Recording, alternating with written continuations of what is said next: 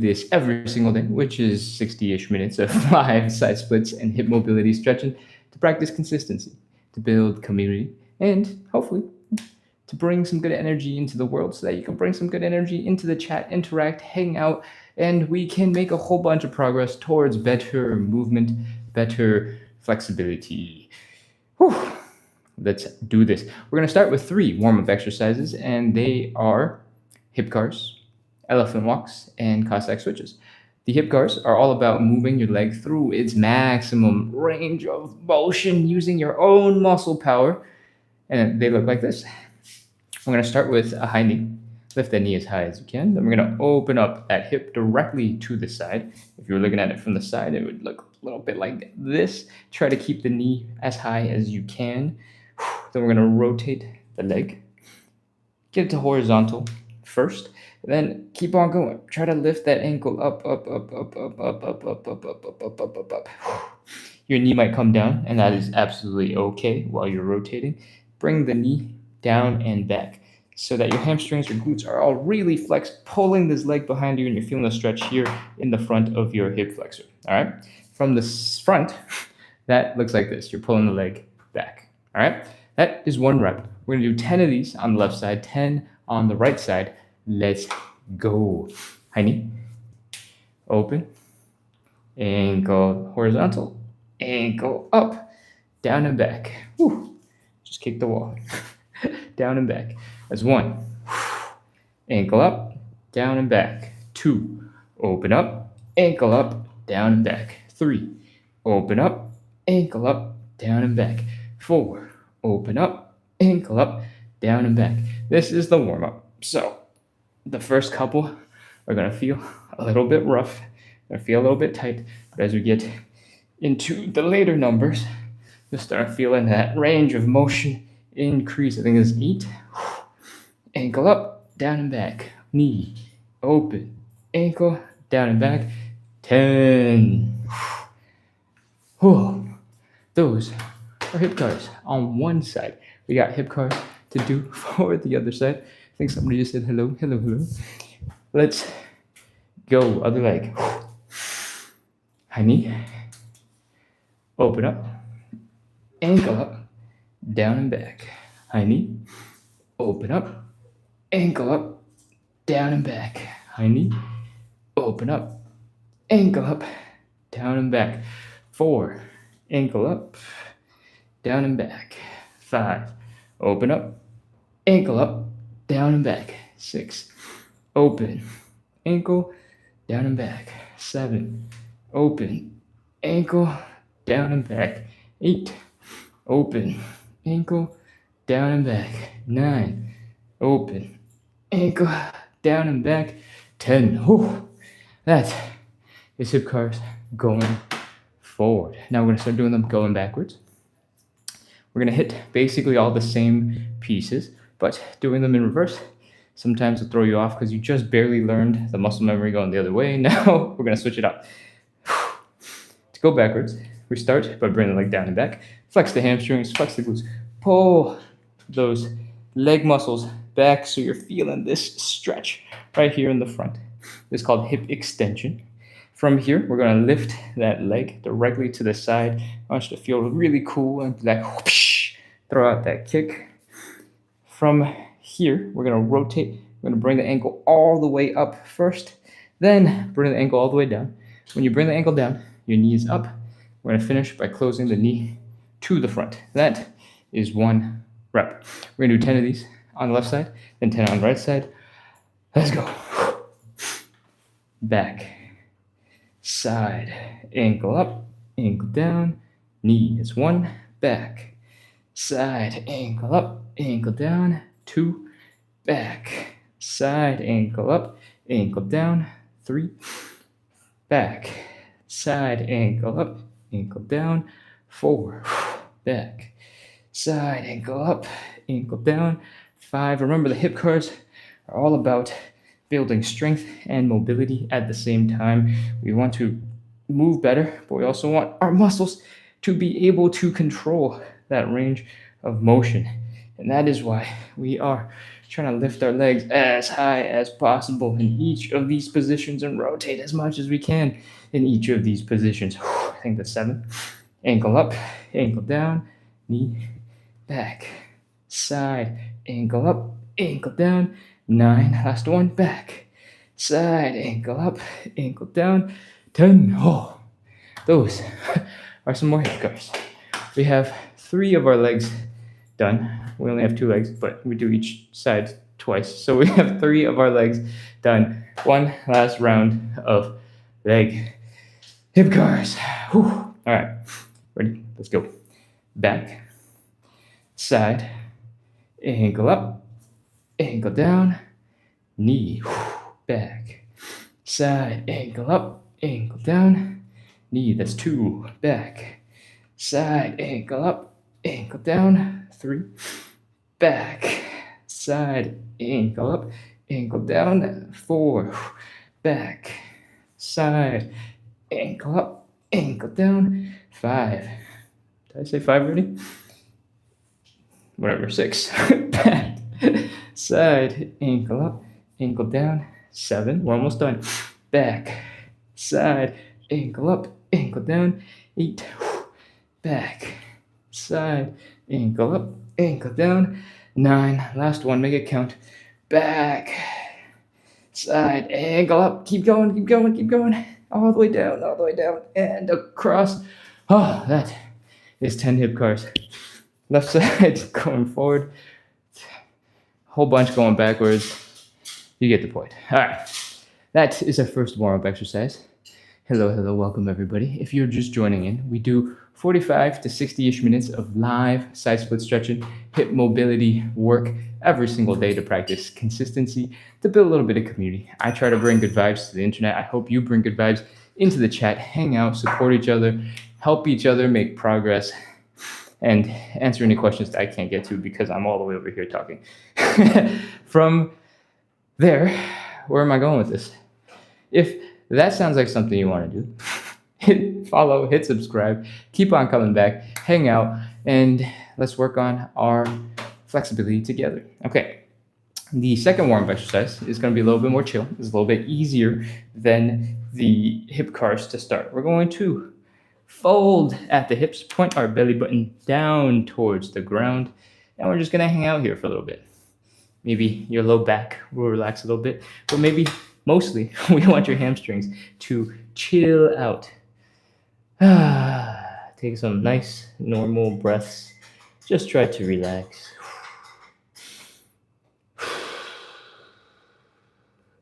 And now I want you to try to push your belly button down towards the ground. Maybe you're flexing your abs a little bit. Maybe you're feeling some tension in your glutes as they're getting stretched out when you bring your belly button down. Keep going. Now that your hamstrings are very, very, very tight and uncomfortable, we're going to start moving. We're going to do the actual elephant walk part of the elephant walk. We're going to bend one knee. We're going to straighten out the other leg. And we're going to shift our weight around while still trying to bring the belly button down to the ground. So now we're going to be in these stretches, and we're going to have to move through the stretches. And your hamstrings are probably going to feel a little crazy right now. That is absolutely normal and absolutely okay. We're going to keep going. Shift from side to side. When you start getting a little bit more used to the discomfort, remember this is all about bringing the belly button down to the ground. So keep folding forward. Fold and fold and fold. Make sure when your leg is supposed to be straight, it's very straight. Really work those hamstrings. Don't let them chill that much. Maybe you can be gentle with yourself if you need it, but if you don't need it, don't be chill. Okay, cool. Keep going. A couple more seconds. Play around with this. We want to make this a little bit fun. So if you want to make it feel like a little dance, maybe you've seen, I think this is the Cossack dance where like they get really low to the ground and they go The floor is way too grippy for this. I'm dying. Okay, anyways. You can imagine that you're doing that while you're hanging out and working on those elephant walks. All right, come on out of that. Shake out your legs. Give them a little wiggle. Let them relax. Maybe your hamstrings are still feeling it. Maybe your calves and toes are feeling some tingly sensations. That is pretty normal. So don't worry about it. That is the elephant walk. And we're going to move right back into that position to do some thoracic rotation. So what does that mean to go back into that position? We're going to open up the legs about hips width. We're going to fold back forward, right back here into this position. Belly button is pointing towards the ground. We're going to bend one knee. My left knee is bent. I'm going to reach across to the right side. We're going to rotate the chest to the right. Extend the right arm up. The neck is looking at the hand, and we're trying to reach behind us. And come back down.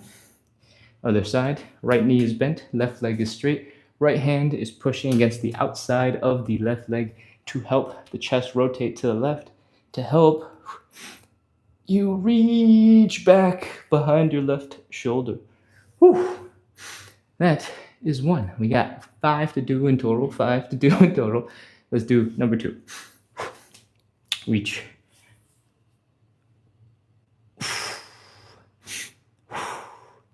And down. Reach across. And reach.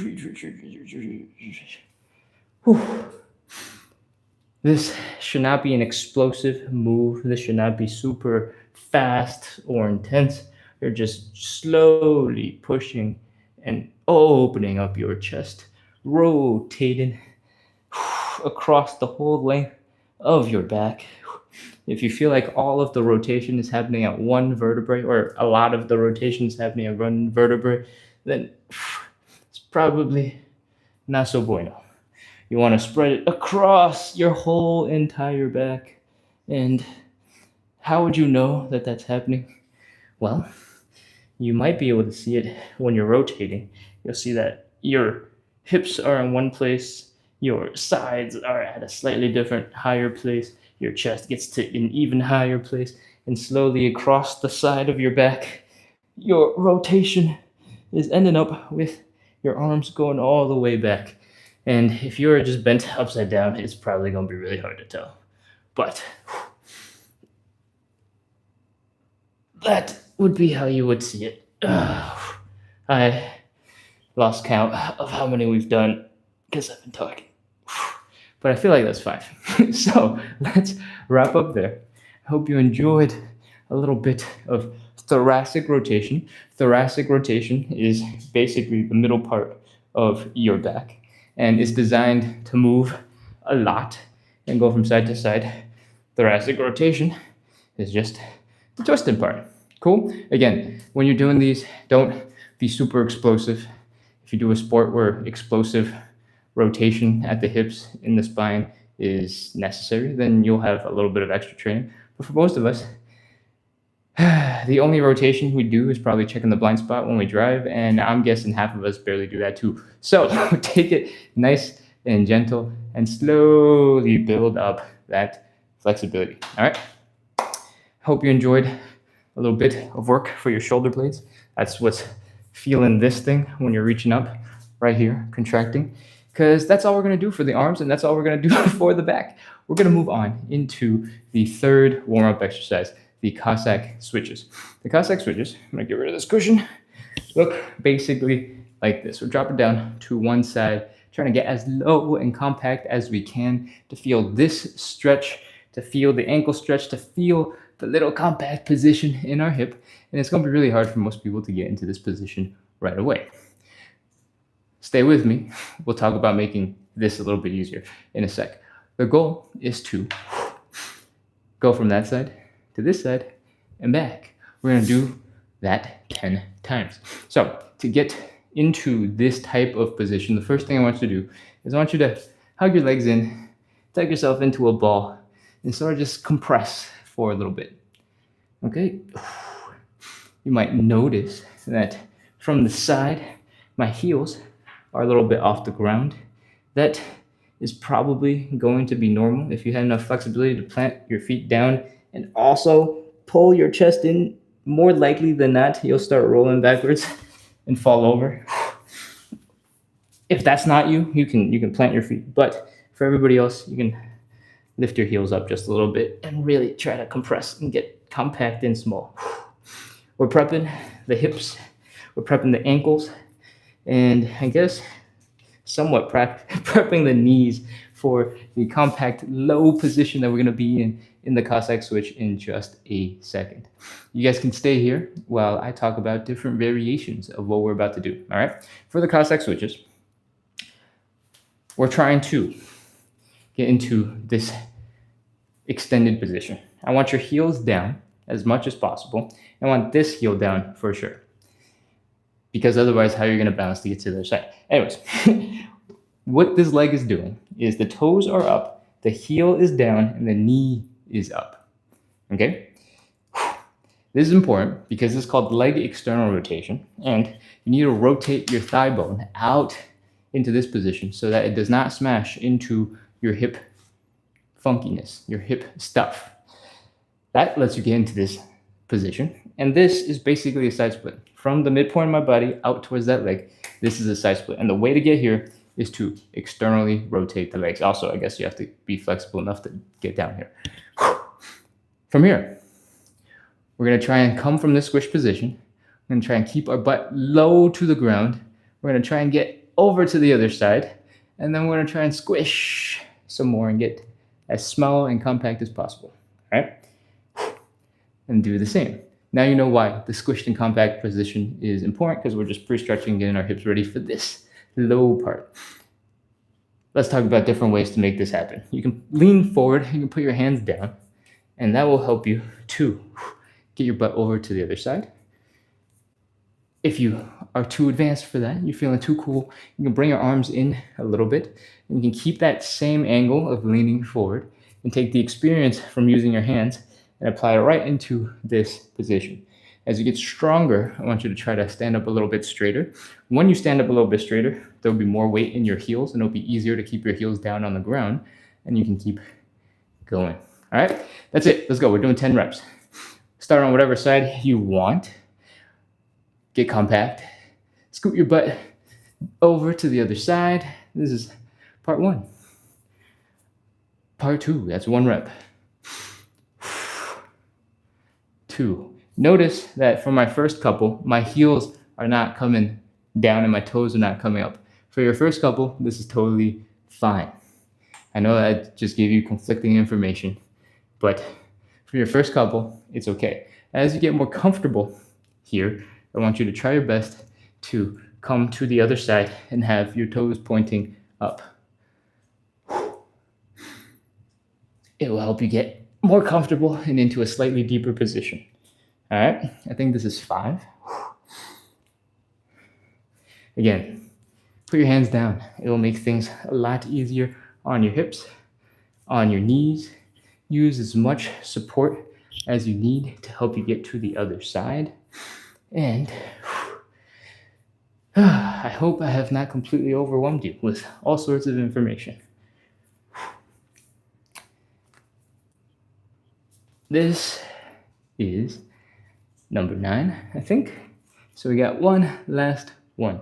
Again, try and squish down and low. After doing a bunch of these reps, you might actually be squishing much further down than when we started, and that is good. And that's 10. Whew. Come on up back into standing. If that was absolutely exhausting, sounds about right. That is our Cossack switches. What we're doing here is we're trying to build up some strength alongside our mobility. As we get more comfortable, as we get more powerful in this stretched out bottom position, we're basically doing some powerful side splits, right? This leg is doing the side splits. You can even, instead of just relying on this leg to push your way out, you can use this heel to pull your way across, right? Pull, pull, pull, pull, pull, pull, pull, pull, pull, pull. So Those are different ways of making this work a little better for you. And at the end of the day, is really good for your hip mobility because you're squishing real low, you're stretching real long, and man, my hips are tired. Okay, that is all of our warm-up exercises. If you think this is just a warm-up, oh my gosh, what's coming up? Don't worry, we need to warm up so that we're ready to stretch. The rest of the show is stretching, and there's not as much cardio and strength. Cool. Grab a sip of water, and while you're doing that, try to find a cushion where you're going to drop into some hamstring stretches. The first of our 5 stretches is a hamstring stretch, and we're going to do it in a way that looks something like this. We're going to drop onto one knee, we're going to extend a leg forward, we're going to fold the belly button down. Anyways, go grab your cushion. I was just explaining why you need it. I'm going to check the chat real quick, and while I check the chat, I'd like to remind you all that we're doing 45 to 60 minutes of live side split stretching and hip mobility. We do this every single day to practice consistency, the most important quality, build a little bit of community. I try to bring good vibes to the internet. I hope you bring good vibes into the chat, and hopefully we make a whole bunch of progress in our hip mobility, in our movement, in our side split goals. If that sounds fun, if that sounds cool, hit follow, hit subscribe, do all those cool things, and I will see you every single day at 9 p.m. Eastern. Oh, Blood Type Fit is over on YouTube saying, made it to stretch again. You just switched from, right? You were on TikTok yesterday. I'm not going crazy. Welcome. Okay. Just flicked the phone. I'm going to check the chat a little bit for a second while we drink our water and recover from that. Jeff Hall says he makes the exercise look so easy. Dude, I've been doing this live for over a year. So that means what have I been doing? Like 10, 15, 20, depending on how many people are live and how many example Cossack switches I do. I've done 20 a day, maybe, for a long time. Is it really water? I guess it could be vodka or some clear spirits, but I promise you, that will not help me make this live any more effective. And that's not what I'm about. Effective. Okay, let's get going. Oh, come back into standing. Oh, I'm sweating. Let's go. Let's get into some hamstring stretches. If you got the cushion and you're ready, let's drop down to one or both knees. If you have a big enough cushion, you can drop to both. We're pointing our hips forward, our shoulders forward, our head forward. Everything is pointing directly in front. We're going to take the leg that we're going to stretch. We're going to stick it right in front as well. If you're suddenly unable to balance because your legs are too close together, you can take a slightly wider position. All right? Balance is a little bit more important than perfectly straight. From here, we're going to bring the belly button down towards the thigh. And that's it. That's how we start the stretch. I'm going to rotate sideways so you can see some other stuff. I don't want you to start getting into like a front split leg in position. So pull that leg back in, tuck it into your stomach almost, and that will help you to fold forward. When you're here, your hamstrings are going to be tight. They're going to be uncomfortable. They're going to cry a little bit on the inside, and we're going to make them cry even more. From here, we're going to take a big inhale. Slowly exhale and fold while we exhale.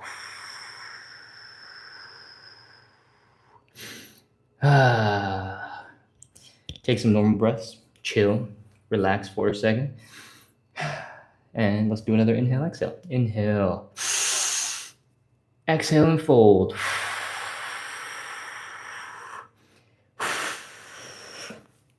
Your hamstrings are going to be even more tight. You're going to be even more unhappy, and that is okay. I want you to try to keep your back relatively straight here.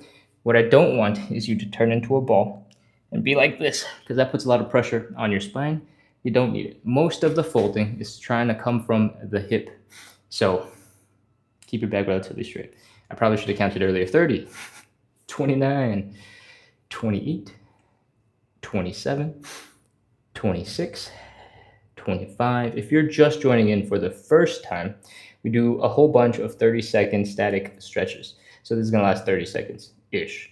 20, 19, 18, 17, 16, 15, 14, 13, 12, 11, 10, 9, 8, 7, 6, 5, 4, 3, 2, 1, 0. Oh, come on out of that stretch. Take a little breather. And let's move on to the next side. Switch legs.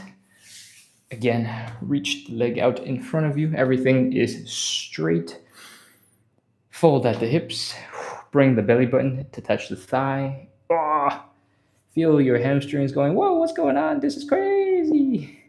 And take some normal breaths first. Try to relax. Now we're going to do a big inhale, exhale. Ready? Inhale. Exhale and fold. That's the hamstring stretch part 1. Take some normal breaths. Try to relax. Let's do it again. Inhale, exhale, inhale. Exhale and fold. You might be feeling the stretch in your hamstrings. You might be feeling it here in your glutes or somewhere underneath them. That is basically where your hamstring is attached to your legs. So that should make sense. Let's go. 30 seconds. 30. 29, 28, 27, 26, 25, 24, 23. Remember to breathe. Don't hold your breath. 22, 21, 20, 19, 18, 17, 16, 15, 14, 13, 12, 11, 10, 9, 8, 7, 6, 5, 4, 3, 2, 1, 0. All right, come on up out of that stretch. Take a quick break. Let those hamstrings relax. Shake out your legs. Come back into standing. Get rid of the cushion. You don't need it anymore. That was the only stretch where we are gonna put the knees down, so you don't need any more padding. Shake out the legs. And let's get into stretch number 2. The second stretch is called the butterfly stretch. And I recommend you do it against a wall. Since there's only this little corner of wall right here to demonstrate with without adjusting the cameras, I'm gonna do it from over here. You can pick any wall that you like. Stick your hips against the wall, stick your shoulders, your head up against the wall. Keep this nice straight posture for a second and bring your feet together. Bring your feet in towards your groin and we're gonna be in the butterfly. In this stretch, the goal is to stretch out to the groin muscles. So the way to do that is to bring your knees down into the ground. The lower your knees are, the more of a stretch your groin will be in. You might notice right now that your back, your mid-back, is already resting against the wall. And that is important because that wall is keeping you upright so that you can focus on this stretch. And it's going to get more intense when we apply pressure into it. But we'll get back to that in just a second. To bring your knees down into the ground, we want to use our own muscles to do it because we want to get stronger every time we're training, right? We want to use these outer thigh muscles and these glutes to help pull your legs open and bring the knees to the ground. If this is your first time, don't worry if you can't quite figure it out or if you're not sure what you're doing. That's normal. You'll get it with some time and some practice. For everybody else, pull those knees down into the ground, open up, feel the stretch happening here in the groin area. And once you're set up there, take your hands, apply some pressure to your thighs and push. When you do this, the back of your head, the tops of your shoulders will start pushing into the wall, and that is why we are here at the wall. If you were to do this just free sitting, your back would start flying backwards and you'd roll over. But because we have a wall, we're able to put a lot of force into our arms and push the legs down. So thank you, wall. We're about ready to start. I just need to move my butt to a place where I can actually put my legs down. Let's go. 30, 29, 28, 27, 26, 25, 24, 23, 22, breathe, 21, 20, 19, 18, 17, 16, 15, 14, 13, 12, 11, 10, 9, 8, 7, 6, 5, 4, 3, 2, 1, 0. That is the butterfly stretch. Let your hands go first. And if your legs are feeling a little weird, you're like, what's going on? I can't move my leg all too well right now. That tends to happen when you are pushing them into a weird position they're not used to. And all you have to do is give them a little wiggle, give them a little shake. Use your hands to do this. And then they should come right back to being able to move. All right, let's come back up into standing and let's get into some of stretch number 3, the standing pancake. Whew, should got the legs. Especially if it's one of your first couple of times getting into a deep butterfly like that, you'll be like, whoa, my legs can do that? That's crazy. That's the magic of having a wall. And if you try to do one without the wall, you'll immediately notice the difference. Okay. Let's get into standing pancake. The standing pancake starts something like this. We're going to open up the legs. It doesn't have to be crazy wide. It definitely should not hurt in your hips. We're going to fold at the hips. And we're going to point the belly button down towards the ground. If it looks like we're just trying to touch our toesies, you're correct. That is absolutely right. This is the starting position of the standing pancake. The goal here is to fold really far forward and fold so far that our head ends up in between our legs and our chest is like straight down. It's a crazy stretch. Insane amounts of flexibility. Most of us are not going to be anywhere close. So I like to do the version where gravity does a ton of work and gives us a lot of help. And in this version, the standing pancake, when you're folded forward, gravity's pulling your head, your chest, your belly button, everything down into the ground. All right? And we want to take advantage of that. That's why we're here. From this position, while your hips are folded forward, you should be able to widen your stance, get into a much deeper side split position relatively comfortably. So you can do that if you'd like. If you don't want to, you can just focus on folding forward. From here, gravity's pulling you down. To make this more intense, you can extend your arms above your head, and that will suddenly feel way more intense. If that's not intense enough for you, you can hold a water bottle and just stick it out in front of your head. 1 pound way over there feels like 20 pounds at your hips. I don't know if that's actually true. I don't have enough off the top of my head physics for that. But if you start going like this and you start falling forward onto your head, one way to help counterbalance is to stick your hips a little further back behind your feet. All right? That will help you to balance a little bit better. And hopefully you're in a position to get some side splits done. Pancake done.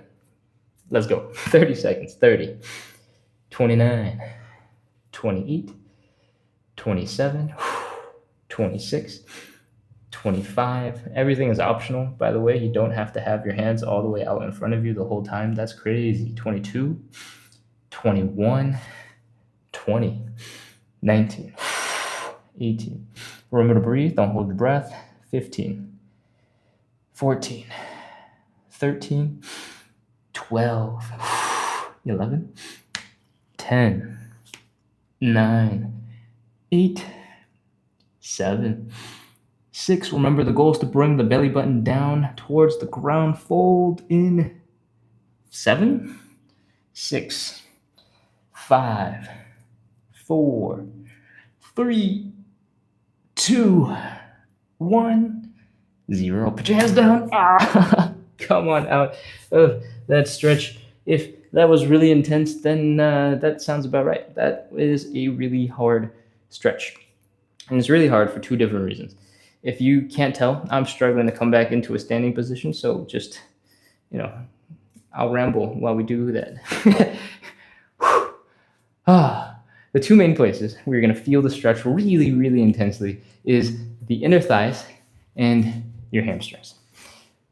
Your hamstrings basically start here, right behind your knee, right below your knee, and they attach to your pelvis, right? So your pelvis from the front, sort of like that weird heart-shaped thing going like this, your hamstrings attach to the bottom of that pelvis bone. That means from the side, maybe your hamstrings go from here to like here-ish, right? Just a bit underneath your hips. When you fold forward, instead of just attaching to here, the bottom of your hips are going up, up, up, up, up, up, up, up, up. The further you fold, the higher up the bottom of your hips are going. And that is what we're stretching when we do the hamstring stretch. So it doesn't matter if your legs are together, like you're just trying to touch your toes, or if your legs are super far apart and you're trying to do the pancake. As long as your hips are folding, your hamstrings are getting stretched. And that is part of the reason why they're really unhappy right now. But it's also part of the reason why we do the elephant walk to loosen up. We do the hamstring stretch, and then we do the standing pancake because we're combining and getting way more intense as we go. The other place that you're going to feel a lot of stretch here is in the adductors, adductors. These have one main job. The main job is to pull your leg in towards the center. So when you do the opposite, when you have your legs all the way out there, they're usually in a weaker position because you probably don't spend a lot of time with your legs all the way out there. And they're struggling because you're trying to force them to get really stretched out, really wide, but they also have to hold your weight up, right? So they're contracting and you're trying to relax at the same time. And the longer you spend in this weaker position, the harder they're going to work. And that is why it was so hard to get out of that stretch. Whew. Okay. Now that we've done a whole bunch of explaining, hopefully you got a bunch of rest, so we can move on into stretch number 4. The fourth stretch is, I believe, the pigeon today. We switch back and forth between the figure 4 and the pigeon. Figure 4 is a little bit easier to get into, but in general, both stretches look a little bit like this. We're bringing the ankle across our body, then we're going to fold our chest down towards that leg so that we're feeling the stretch here in the side of the hip, in the side of the glute. All right? In the pigeon, you're basically taking this position and dropping to the floor, like so. You don't have to get into the pigeon the way I just did. I was just demonstrating that it's basically the same shape. All right?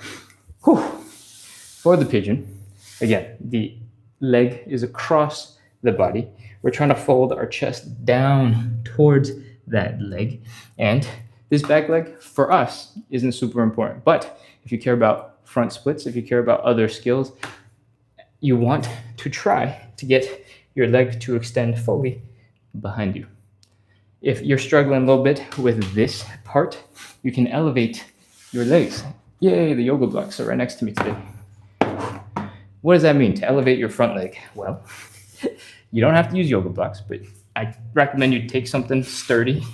And if you elevate the front leg like so, and you get back into that same position that we were just in, you'll see that your hips are a little bit higher off the ground. That space is what gives your back leg the space to get into something closer to what we want.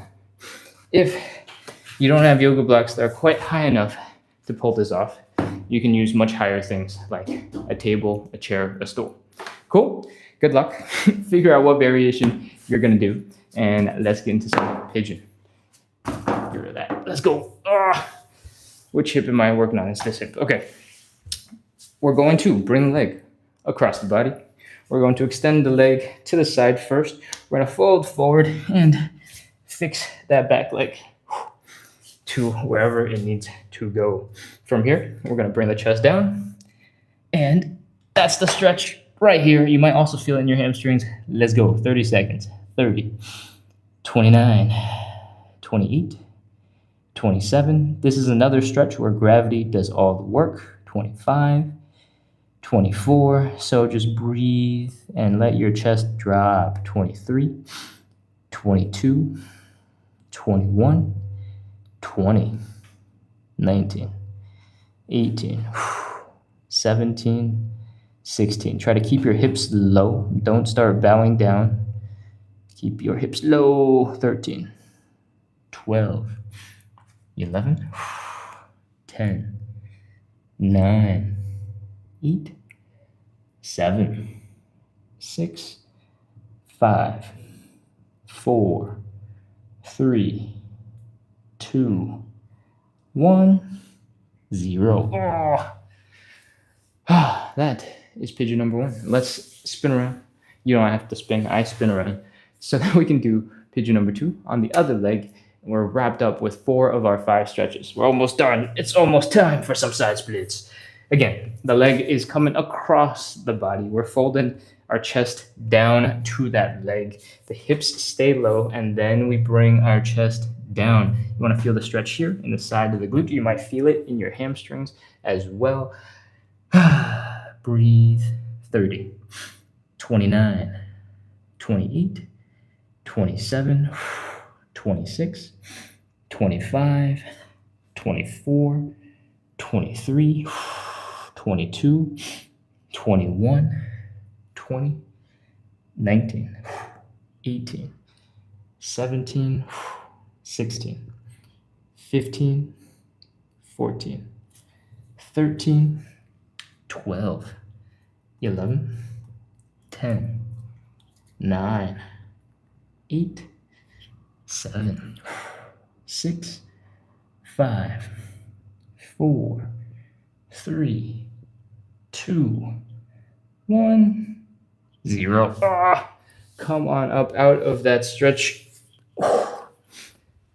I say this pretty often, but the pigeon is one of those stretches where once you've been hanging out in it for a little bit, like 15 seconds, you can just start daydreaming. You're like, wonder what else we gotta do today. And it starts feeling very comfortable, like a chill place to be. You start forgetting how intense the side of your butt is feeling.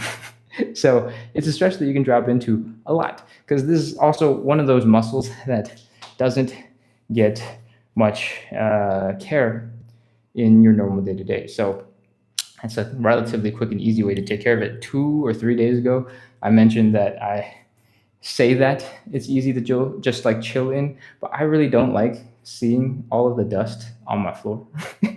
All the hairs that I lose while I try to flick the hair away from my forehead during this live start to sprinkle around me as I do the lives.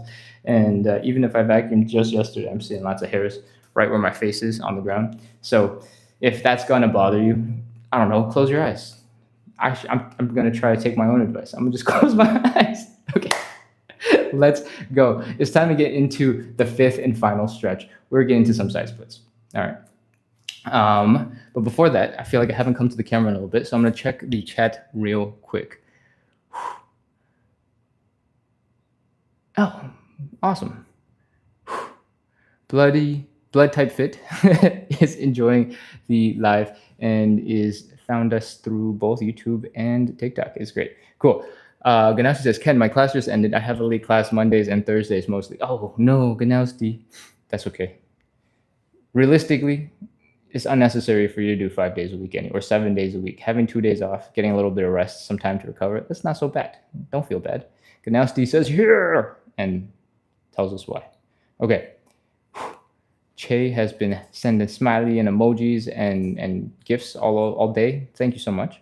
Sean says, been consistent this week. Lovely. That's awesome. Appreciate it. Thank you for letting us know that you've been consistent too, because I wouldn't know unless you said something. Cool. All right, let's go. So that we can celebrate you being consistent. That's why. Duh. Where are we going? Side splits. But before we do that, we got one other tangent to run. We do 45, 60-ish minutes of live side split stretching, hip mobility. We do this every single day at 9 p.m. Eastern to practice consistency, the most important quality, to build a little bit of community. I try to bring good vibes to the internet. I hope you bring good vibes into the chat. Help support each other, let others support you, because we're doing hard stuff. We're suffering on the floor together every single day, trying to work towards a little bit of better movement and some side splits. So if that sounds cool, if that sounds like something you want to be a part of, hit follow, hit subscribe, keep on coming back. We are live every day at 9 p.m. Eastern, and I guess technically we're approaching the weekend pretty soon. So we also do a double live at 9 a.m. Eastern on the weekends. Whew. Okay, spiel over. Let's get into some side splits. In general, I like to recommend that you have something behind you to fall back against when you are doing the side splits, especially if you are starting and are just starting and have not done very much time in this kind of position. The reason for that is because if you start falling backwards, you'll be like, whoa, what's going on? And then you'll fall backwards. If you have nothing behind you and you're just in the middle of your living room, then it is highly possible your butt will smash right into the ground, and that will hurt a lot and make you not want to keep on working on side splits. The side splits are not that scary, usually. So as long as you pick something to lean back into, to fall against, you should be okay. In this case, I have a table. It is kind of sharp and pointy on this edge, and it is kind of light and flimsy. So I don't actually like this table very much, but it is what is available. I'm making sure the table is connected to the wall so that if I fall back into it, it doesn't just keep sliding out away from me. So if you're in your living room and you have a coffee table in the middle of the floor that you're going to lean back against, make sure it does not just slide out behind you and just delay the pain of falling on your butt a little bit. I guess maybe that's not the worst thing, but just be careful, have a sturdy thing. In general, I prefer if you use a wall. If you stand 8 to 12 inches in front of a wall and you start falling backwards, you're like, oh! Hopefully your shoulder will hit first. Hopefully maybe your hips will slam into the wall and everything will be a-okay. You'll still feel a little bit of shock. You'll still be a little bit like, oh, but the wall is there to keep you safe. Cool? All right. Stand 8 to 12 inches in front of whatever it is that you are trying to make you feel safe. It's usually like one step in front plus change. And let's get into some side splits. For the side splits, we're going to start basically the same way we did the standing pancake. We're going to open up the legs. Does not have to be crazy wide. Your hips should not hurt. All right. From here, if your hips are hurting already, pull your legs in just a little bit and then fold forward like we did in a standing pancake. And once you're in this position, once you're folded forward and your hips are pointing that way, or the tops of your hips are pointing that way, you should be able to more comfortably drop into a deeper position, just like we were doing for the standing pancake. Put your hands down, and I'm going to spin around this way. Lots of spinning today. Put your hands down, and I want you to try to do something that looks a little bit like we're doing push-ups. All right? We're doing this to make sure that we're shifting some of our body weight into our arms to make sure there's less body weight on our legs. And the reason we do that is because we want to rotate the legs. Right now, the heels are rotated so that the heels are down, the toes are pointing up, and the knees are pointing up. Again, heels are down, toes are up, knees are pointing up. This is the most important position for the side split because it gets the thigh bone to rotate out of the way so it doesn't smash into part of your hip bone infrastructure. All right. From here, you might notice you can actually just drop a little bit deeper into the side split automatically. Walk your hands back towards your hips. We're going to take that weight we put into our arms. We're going to put it back into our legs, and you're going to get deeper into the side split. From here, we're going to do a little wiggle from side to side and see if we can get a little bit deeper into the stretch. If you are still quite high off the ground, you're like, Ken, my arms don't reach. What the heck are you doing? Grab a stool, grab something big to rest your hands on to give yourself a little bit of support. If you can't sit as straight up as I seem to be sitting, it is totally fine to be leaning forward. In fact, leaning forward is a slightly different stretch, and it actually is more focused on the side splits. When you sit back, it's a little different. It's typically in gymnastics called the straddle, and we don't have to get into details, but all of these are perfectly good and valid ways to work on it. So we've been holding this for way too long. 30 seconds, 30, 29, 28, 27, 26, 25, 24, 23, 22, 21, 20, 19, 18, 17, 16, 15, 14,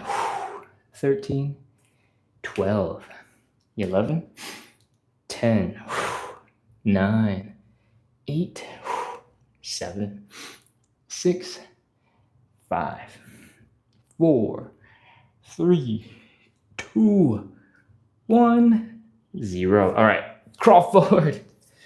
Bring your hands in front of you. Pull your legs in nice and slow. Try not to put a ton of pressure on the knees as you're dragging your legs in towards you because they don't need it. Whew. And chill for a second.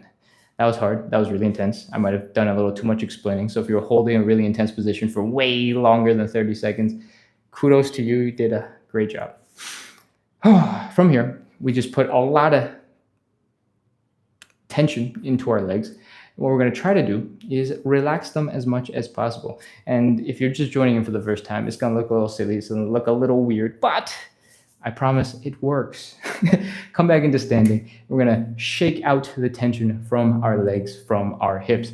And that looks a little like this. We're going to lift one leg ever so slightly. And I want you to imagine you're shaking water off of your toes. You just got out of a swimming pool and you're flicking the water as it's dripping down your leg. And if you'd prefer, if it would motivate you, you can flick the water into the eyes of your enemies or your siblings or other people that you just want to annoy a little bit. And we're going to keep doing that. Flick, flick, flick, flick, flick. As you get more comfortable with this motion, you might notice your leg muscles are a little bit more relaxed.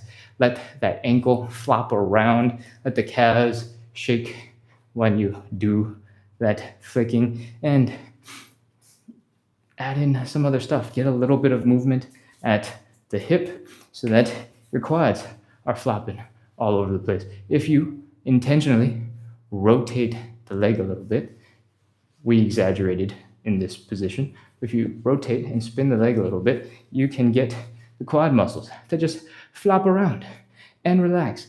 The more they're flopping, the more relaxed they are. Because if they were tense, you would be moving like a robot. So that is our shaking, our flopping, our wiggling. Let's switch to the other side. Shake, shake, shake, wiggle, wiggle, wiggle, wiggle, wiggle, wiggle, wiggle, wiggle, wiggle, wiggle, flop, flop, flop, flop, flop, flop, flop, flop, flop, flop, flop, flop, flop, flop, flop. You can hold on to something for balance.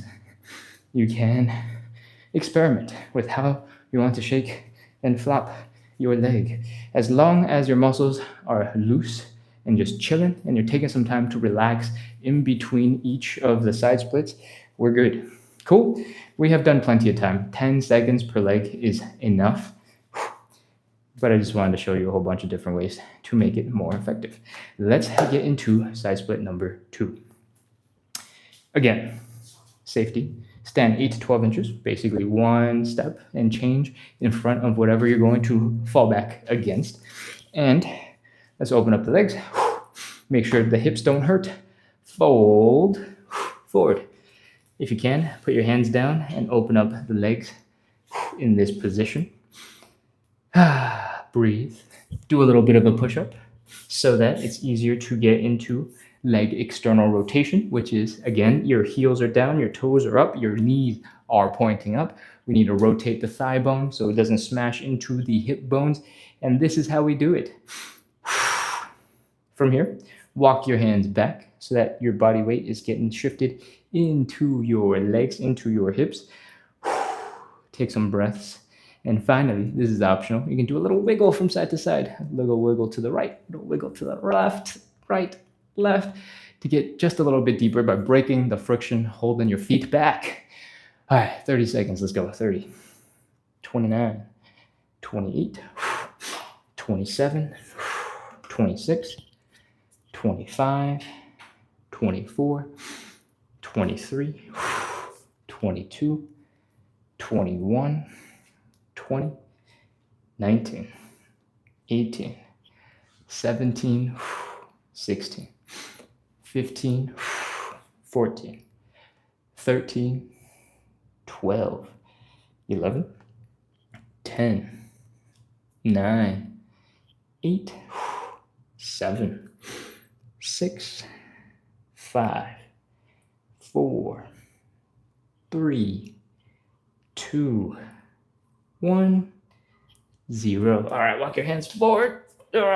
Bring your legs in. Again, try not to put too much pressure on your knee when you're bringing your legs in.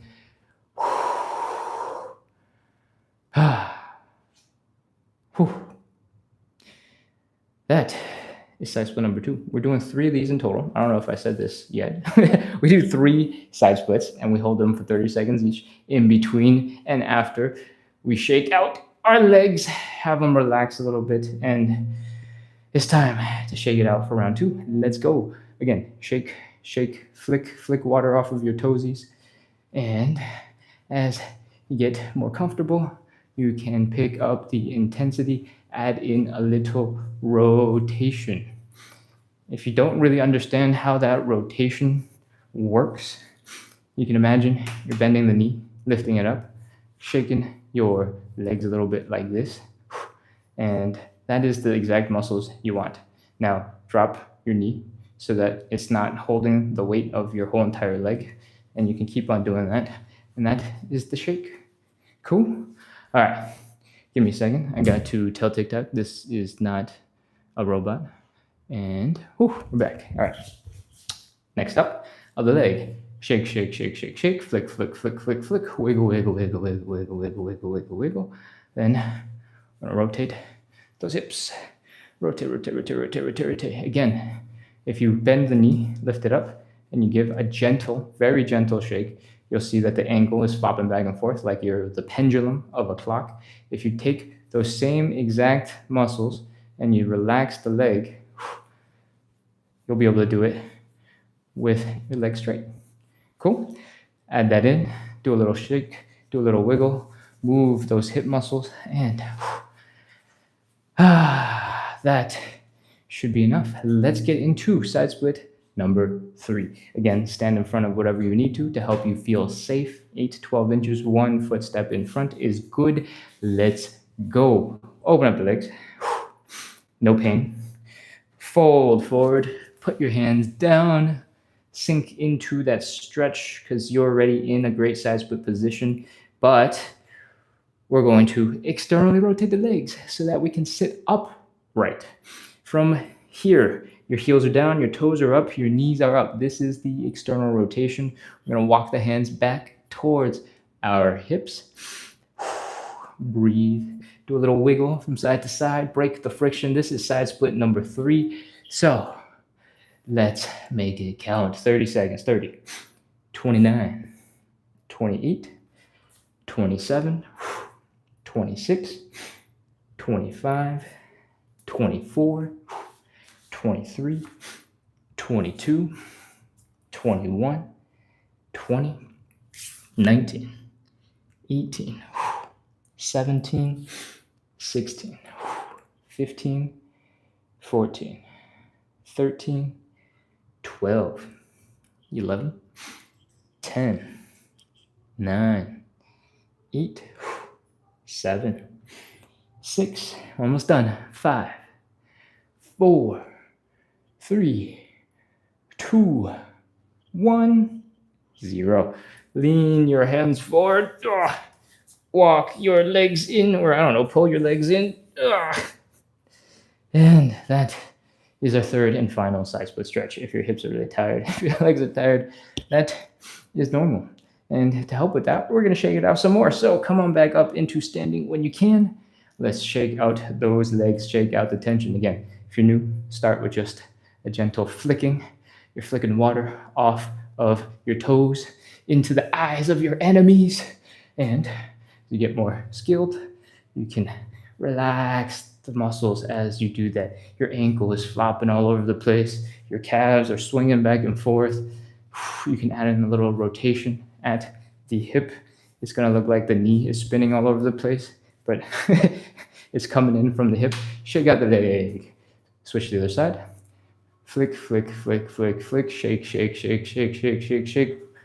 Wiggle, rotate. At the end of the day, it doesn't really matter exactly how you're doing it. I'm giving just some tips to figure out how to get the legs to move in the ways that you want. If you want to keep your toes down and just very manually work your way through some of the tightness in your hips after the side splits, you can do that. You can put your toe down, you can put the balls of your feet down, and you can rotate here at the hips. I'm going to slow it down so you can see nothing else is moving.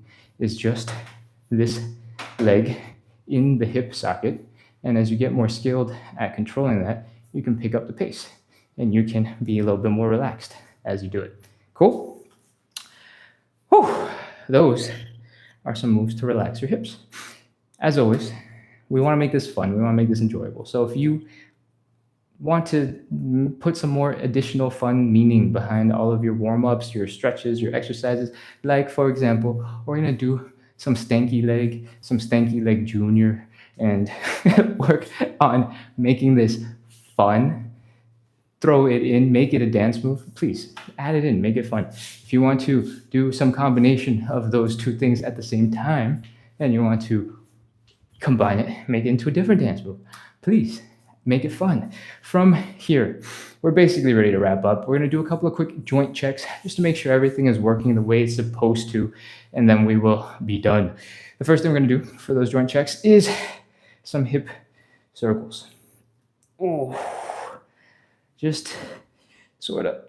Ooh, I don't know if you could hear that, but my hip just went from after some side splits. My left and right sides are always quite tender, and enjoy a stretch. If you have something similar, something else that feels like it needs a little bit of attention, go ahead and take the time to do that right now. If you're ready, you can move on to some high knees real quick. It should be fine. I don't think we do anything that really messes those up. From here, I want you to pop into a deep squat. I want you to fold forward.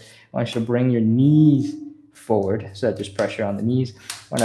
When you do that, there'll be pressure on your ankles, and you'll feel that stretch in your Achilles tendon in the back of your leg.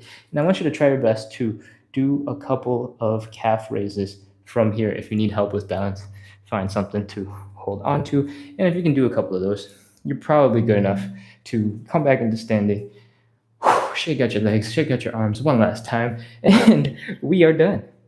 Whew. Thank you so much, everybody, for coming in, practicing consistency, hanging out, building relationships in our community, in the chat. I try my best to bring good energy, to help you exercise, to help you stay consistent.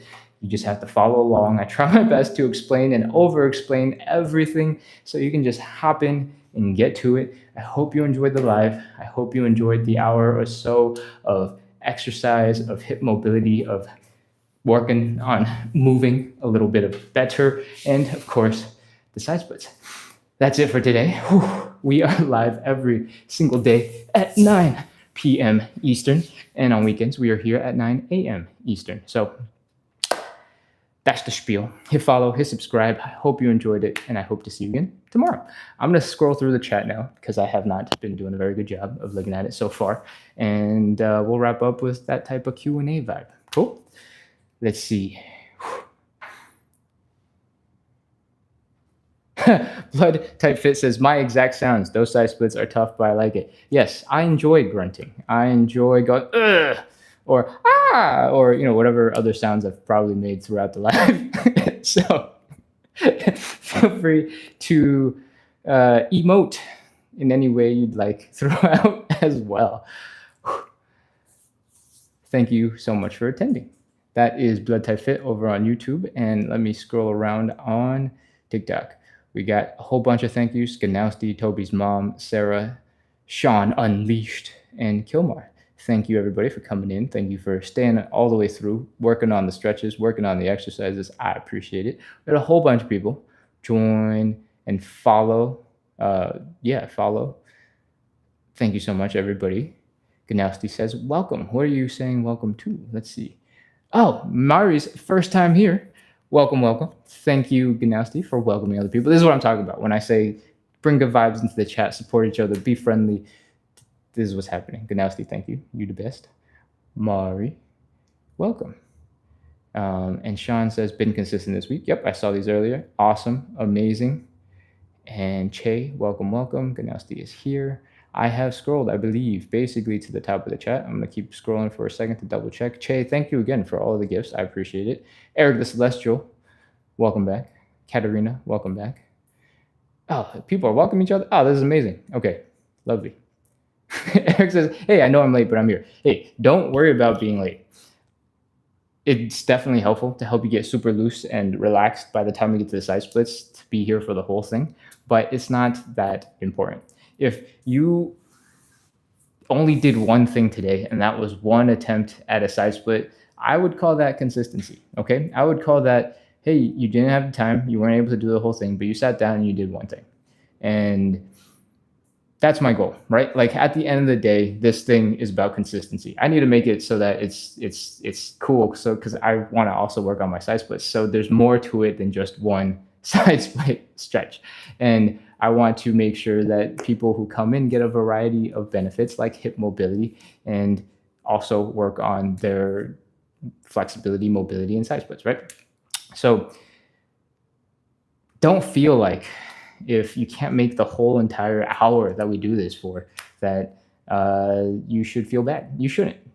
An hour is a huge commitment, right? So if you can get 10 minutes, if you can get 15 minutes, if you can do a little bit, and if you find out that, oh man, I missed the beginning of the live, should I still come in? The answer is yes, you should still come in. If you have the time, if you have the ability, you should come in and do whatever it is that you can. Because what we're building on those days where you're not able to do the perfect 100% thing is behavior, right? We're figuring out that this is the new thing that I do all the time, and we're integrating it into our brains, that this is something that we care about, this is something that we're working on. If you don't care, if you're not working on it, you don't feel pressure to come back. That's not what I'm saying. What I'm saying is, if you care about hip mobility, if you care about side splits, and you know this is something you want to work on, it doesn't matter if you come in for the whole entire thing. Come in for what you can, take care of what you can when you can, and you're human, you're normal. This is a totally normal part of life. All right. You got other stuff to do, so don't feel bad when you can't work out as perfectly and as on time as you think you should. Those are all just weird expectations you have for yourself. You don't need to be that strict. Cool. All right. But blood type fit, man, I always mess this up. I work the weekend, but I'll catch you Tuesday again. I want to do the splits by end of year. Amazing. We got a whole year to work on that. Let's do it. And on YouTube to practice. Oh, amazing. Lovely. Okay, I'm going to scroll a little bit more. I'm pretty sure I've covered most of the chat up top. We got a question about, yes, twice on the weekends. I think we had a question earlier that I saw about something. Kilmar says, what muscles are in the squat stretches moving from left to right? And Sean says, missed you this morning. Sean, we didn't have a morning show. That only happens on the weekends. And what happens in the Cossack switches is the question that I'm going to answer next. When we are in the Cossack switches, there's a whole bunch of stuff going on. One, if you don't already have access to a really deep, compact squat, when you hang out in the Cossack switch in the Cossack squat position all the way at the bottom, you're basically preparing this squatting position, right? So everything that is getting compacted in the hips, that is getting stretched, for example, in the ankles going forward, is going to be stretched when you're doing a really deep Cossack switch or Cossack squat, right? A lot of the time, if you're first starting out in this position, you're not going to be very comfortable getting really low and deep to the ground. So your quads are going to be working really hard, working overtime. Your feet muscles will tend to want to work really hard to help you stay balanced, because you're shifting your weight from side to side. And basically, your whole leg is going to hold a bunch of tension trying to keep you balanced. Because when you're in this position, you're at this angle, a lot of different muscles are going to fire. When you're doing a squat just straight up and down, the inner thighs, these muscles, don't get as contracted as intensely. But when you're going at a diagonal, your inner thighs, your adductors start working a little bit harder. What else? When you're sitting down in this deep position, this leg is basically in a side split. In fact, this leg might look like it's in a deeper side split position than we actually got into when we were over here. And some of the reason for that is because your brain is more comfortable with one position over the other. Typically, when you have both legs going out, you're not going to be able to hit the same position as what you can with just one leg. And some tiny bit of science behind that is your brain doesn't want you to get into positions that it cannot handle, that it feels is unsafe. And the splits, even though there are no muscles that connect one leg to the other leg, right? They all end in the hip individually. When your brain realizes you're in this kind of crazy position, it just doesn't want you to keep going. It's going to contract those muscles and keeps you from falling down. However, you can get into very similar positions and just remove one side and get much deeper. So there is some craziness about the brain that doesn't make any sense. Consciously and subconsciously fighting against you when you are trying to get a little bit more flexible, a little bit more mobile. I don't think that was actually your question, so I'm not sure why I went down that tangent. But on this side, you're basically doing a side split, right? You're feeling a bit of a hamstring stretch, especially if you're starting to lean a little over to that side. And this is an opportunity as you get stronger, as you get more comfortable in this position, to start training your hamstrings, because you can use this leg to pull yourself over, right? Most of the time, we're using this leg to power our way up. When you get stronger, you can actually change up that and pull using this leg. Pull yourself over to the other side. And you don't have to start that now. You don't even have to worry about that right now. But that is an option for how to start using your legs and hips a little bit differently. All right. A lot of the variations that we teach, that we work on, are solid. they're fine, and we're trying to get some basic points down. But there's a lot of potential variation that you can add in, and this is one of those. Whew. Okay. Let's see what else we got. Kiona says tomorrow at 9 p.m. too. Yes, tomorrow at 9 p.m. Chin Zero says best advice on strengthening feet. Oh, and ankles.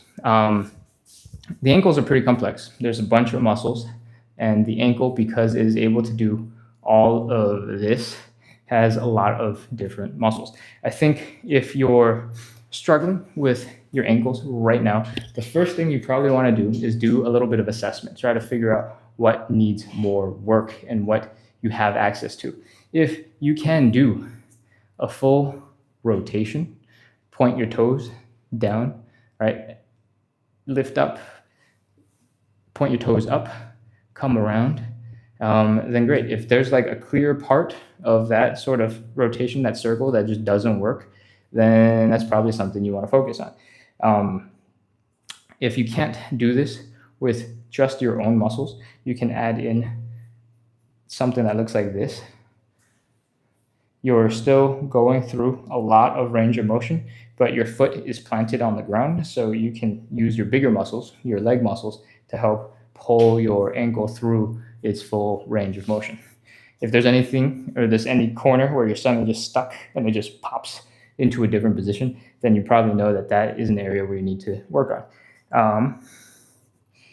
In general, for ankle stability and ankle strength, you probably want to do a combination of foot and calf work. So if you're just trying to point your toes and you want to get stronger at that, calf raises put you in that position where your toes are going straight down. If you can't do that and your ankle is bouncing off to the side, then you know that's probably something you really need to work on, right? Some calf raises in the front. A lot of how that ends up happening is where you're placing the weight on your foot. So if you focus on placing your weight in your big toe and you keep your legs relatively neutral, it should be the case that you go right up. If you sort of I'm going to exaggerate and rotate my foot out. If you put a lot of your weight on the outside of your foot, along where your pinky toe is, and you try to do the same thing, you're going to do crazy things with your foot, right? Your ankles are going to go out.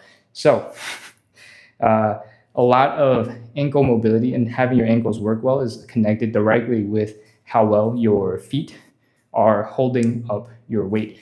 A lot of people, myself included, if you're not focused, you're not conscious, you're this thing, the arch of your foot might collapse. And if you have relatively flat feet, that is normal. I don't know if you'll be able to see this, but I'm gonna try my best to not be right in front of the chat. But you might see that there's a bit of an arch here when I am leaning my foot back. When I bring my knee in towards the camera, the arch is disappearing, it's getting a little bit flat, right? A lot of people hang out in a standing position, and I'm going to exaggerate, so it might not look the exact same for you, but your knees might start coming in a little bit, and your arch starts to collapse, right? And when that happens, you have a lot less control in a lot of your other movements. So how does that manifest in a real way that normal people would be like, oh, that happens to me? Let me think about this.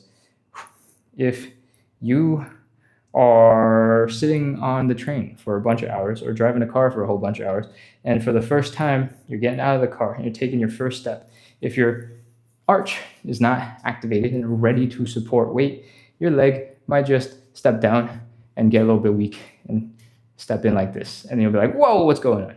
Alternatively, if you have not used your legs in a while, for whatever reason, if you step out of the car and, like I said earlier, more of your weight is, for some reason, on the outside of your foot instead of where the big toe is centered, you might start leaning out the other way. That first step might have you go, whoa. And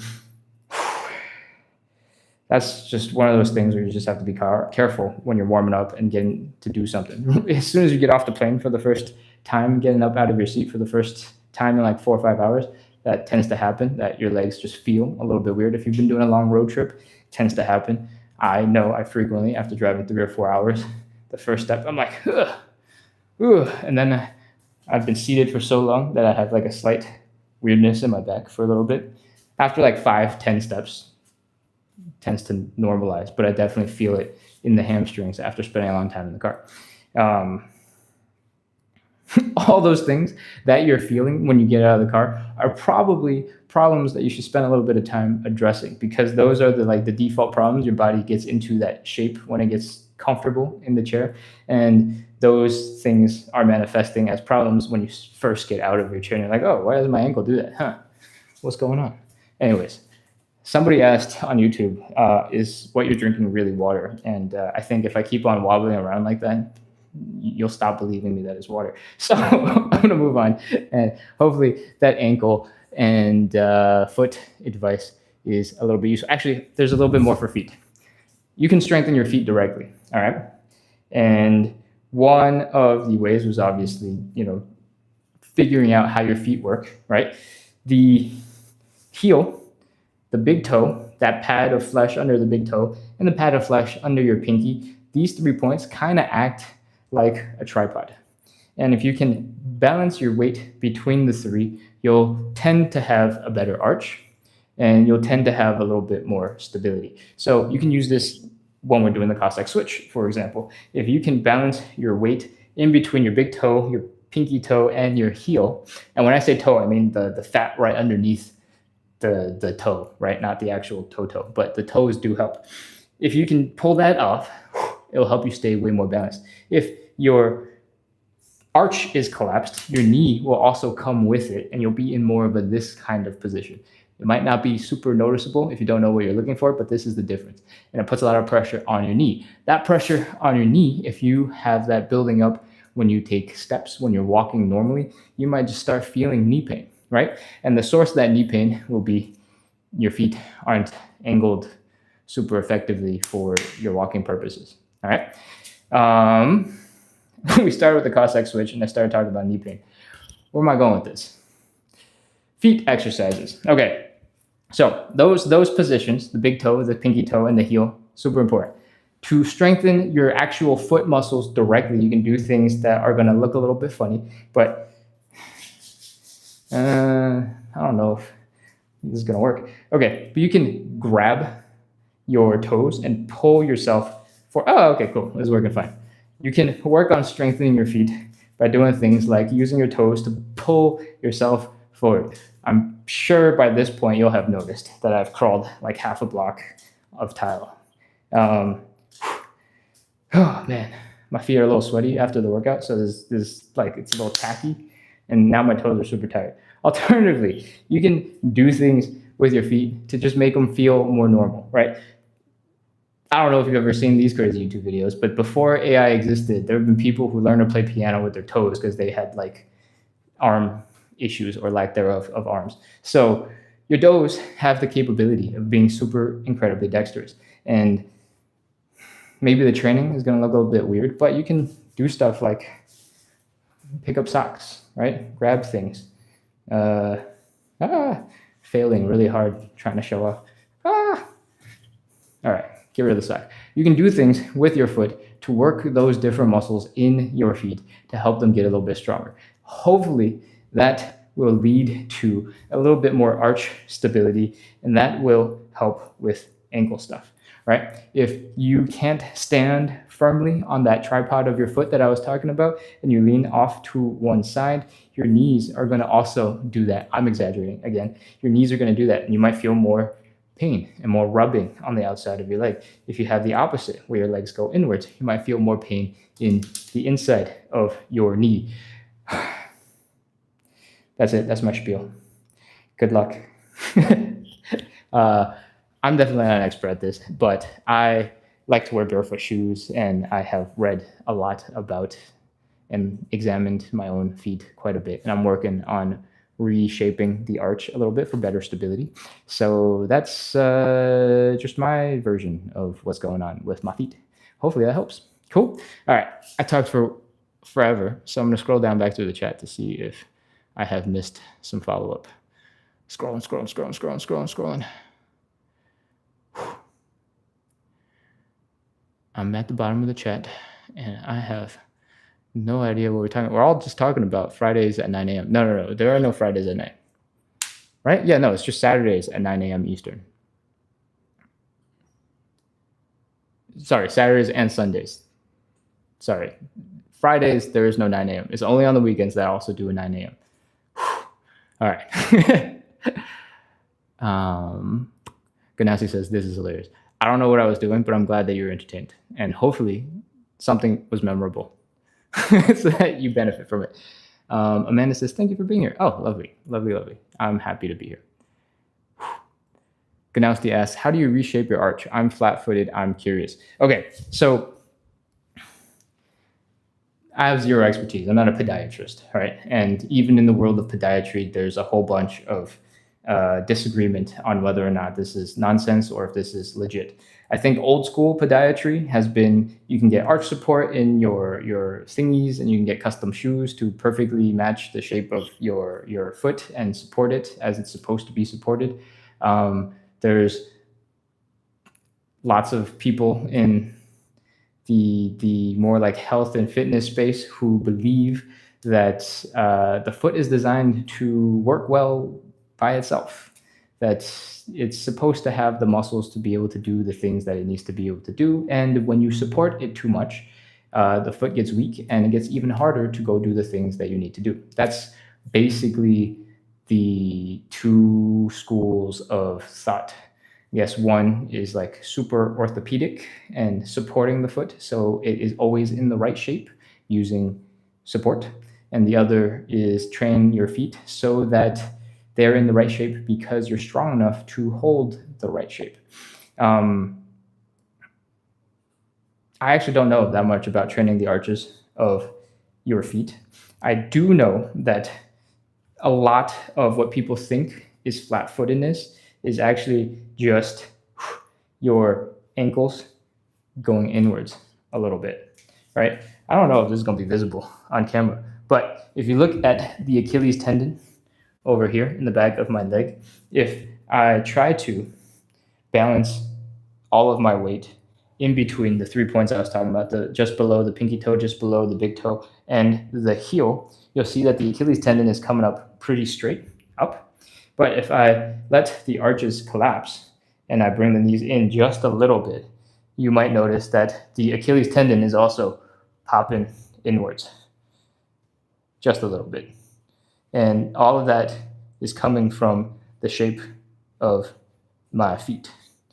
And that over time, especially if you run or do a lot of stuff, puts a lot of extra pressure on like one end of your kneecap. So not the kneecap, in your knees. And that doesn't actually answer your question about how to train the arches. The answer is, I don't know. I think I've been doing it because I hang out and try not to wear super supportive shoes all the time. And obviously, you see me without shoes on pretty much the only time you ever see me. So that is the majority of what I do. And I try to be conscious because I have in the past lived in a very cold state where in the winter the floor is super cold and I prefer to be barefoot all the time anyway. But I end up doing stuff like this where the floor is just too cold. So I just kind of like hang out on the sides of my feet instead of planting my whole foot down because it's just too cold like that. And I think because I spent years and years of winters hanging out like this, I have made it so that I tend to put a lot more weight on the right outside and left outside of my feet. And it is causing me to lose balance a little bit more than I used to because I am so used to being in this kind of position, avoiding getting my feet cold. And I know it sounds ridiculous. Because the floor is cold, you rotated your feet, you scratched up your toes to be like, I don't want my feet to be cold. And now you feel like maybe that you're falling a lot more because of it. Genius. So smart. Anyways, so maybe that's a good reason to wear some light flip-flops to have some padding between the floor and your feet in the winter. And yeah, that's just my story about why I care about this position versus that position. I think if you walk around at the beach at a pool and you start walking after you get out of the water and you take a look at your footprints, you'll be able to see if your arch is just completely flat to the ground because you'll see your whole entire footprint. People who have higher arches, you might just see the balls of the feet, the outside edge, and then the heel. I think the way to train the arch is literally just strengthening your feet and toes and bringing it together because there's not much else that the arch can do. Or I don't think there's that much else that the feet can do. So if you curl your toes, if you extend your toes, if you hang around on your heels, if you hang around on your toes, on the balls of your feet, naturally it will be starting to strengthen up your arch because all of that is tied together by the arch of your foot. Is there anything specific? I don't know. That's all I got. Cool. Whew. Okay, super long ramble. Moving on. Zoe says, thoughts on... Oh, wait, hold on. Where are we at? Thoughts on using kettlebells and butterfly pose to help with opening hips over time. Absolutely.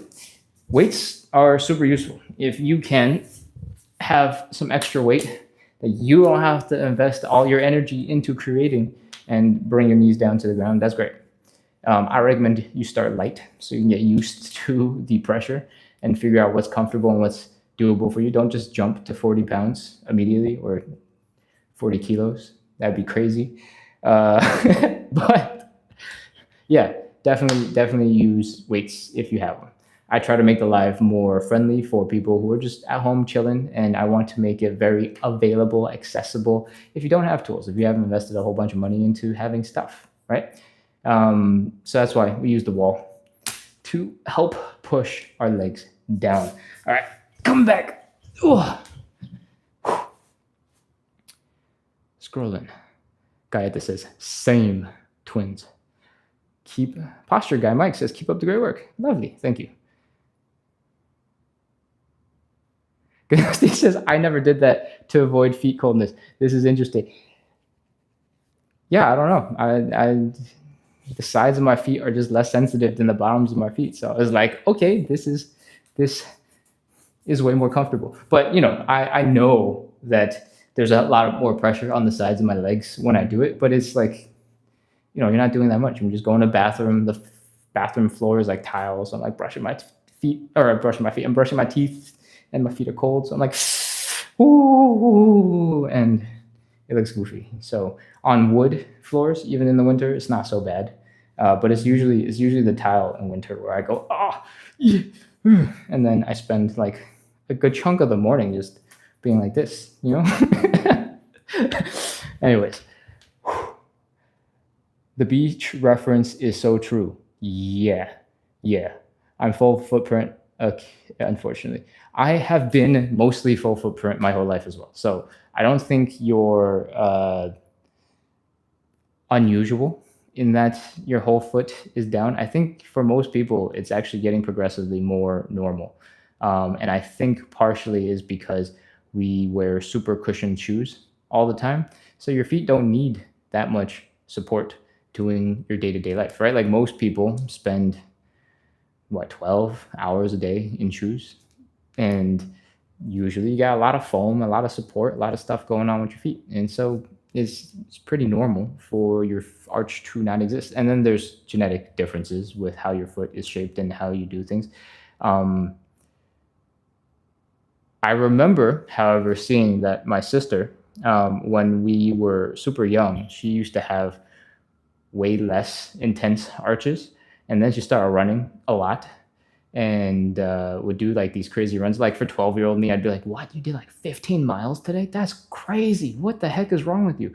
But I do think that over time, as she was training, her arches got higher and higher and higher. So I think some of it just comes from use and putting the arches to work and training in things that require your feet to work well. So that's all I got. I still don't want to run 15 miles, so that's not related at all. But I don't think you need to. The crawl back in the side of his feet, guys. This becomes me. Okay, I'm glad you're entertained. All right, that is all I got for today. I am glad you are enjoying the real facts, the true facts behind why I'm worried about the sides of my feet, because I spend a lot of time avoiding cold floors. Travel Doxy says, there was a question about the pigeon stretch. Not sure if you saw it. I did not see it. Connie says, you hurt so good. Oh, I'm glad that you enjoyed the pain. Let's see. We had a stretch question about the pigeon. Let's see. I'm looking. I'm searching. Searching. Bada boom, bada bang. Nope. That's the kettlebell for butter. Oh, wait. No, I'm looking for a pigeon stretch question. Pigeon stretch. Did the pigeon stretch come in recently? Because I can't find it. Am I blind? Okay, I'm scrolling all the way down. It was from Che. When you started doing the pigeon, what did you do with the back leg if you can't extend them? Oh, okay. Great. Thank you, Trevor Relaxi. I appreciate that you copy and paste the question for me. Whew. Where are my yoga blocks? What did I do when I couldn't reach them? I think the first thing that you should try is actually just to lay down. All right? If you lay down, do I fit perfectly here? Oh my gosh. Okay, that's crazy. Okay.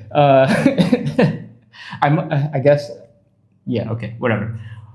From here, if you just roll onto your stomach and you lift up a little bit, if you can get here, for the most part, for our version of the pigeon stretch, you should be more or less good. You should be really close, because for our pigeon stretch, we're hanging out mostly down here anyway. So your back and your hips are mostly in a straight line. It's just a slight little bit of shifting of that pelvis. When you hang out like this and you're really arching, then your pelvis is going to need a little bit more work and a little bit more flexibility, right?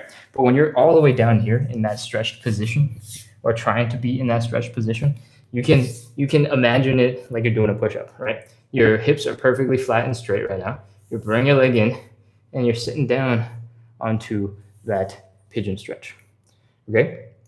And from here, you should be able to get into kind of a rough looking position. Maybe your hip is kind of high right here in the front, but you can still get a really good pigeon stretch even with that being the case. If you want to sink a little bit deeper and you want to work on it, I guess you can get a bit deeper. But if you're not spending a bunch of time in this position with your back straight up, as long as you can stand up straight, you should be able to get into kind of a rough pigeon stretch with the back leg. Let me know if that makes sense and if you can try it. Connie says, for sure, I'll be back. Lovely. That's great to hear. I'm glad you were entertained enough to want to come back. Thank you, Travel with Darksy, for telling us about the fact that they're all saved on the YouTube channel. How can I watch this again? I was cooking, only did the first 2 stretches. You can just come back tomorrow. But if you want to watch this exact one right now, you probably won't be able to for a couple hours because YouTube takes some time to figure out the uploading situation. You can watch yesterday's. I'm pretty sure that's already live. But yeah, on YouTube, on the long form videos, not the shorts, not the lives, I also have a 15-ish minute video where we go through all of the stretches, pretty much one after the other. There's no talking. It's just stretch after stretch after stretch after stretch. And yeah, you can go check that out. It's on YouTube. The username is the same as on TikTok. It's at splits on the side. And you can check out that stuff. Cool. Let's go on back there.